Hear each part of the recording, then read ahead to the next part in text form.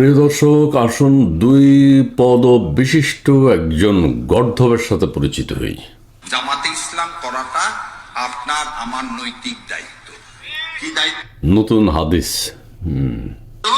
নৈতিক দায়িত্ব। কি জন্যে? যদি আপনি জান্নাতে যেতে চান।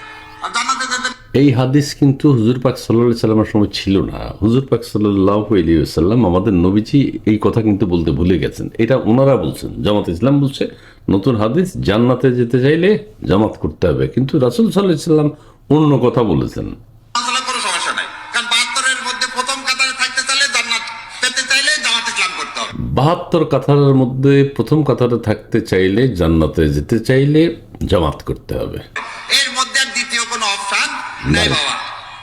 বাহ, এর মধ্যে আর দ্বিতীয় কোনো অপশন নাই। নাই। এখন পছন্দ আপনার। ওই জন্য আল্লাহ বলে দিল কি, আশরাফুল মখলুকাত, কারণ তোমাকে একমাত্র আমি বুদ্ধি দিছি, জ্ঞান দিছি।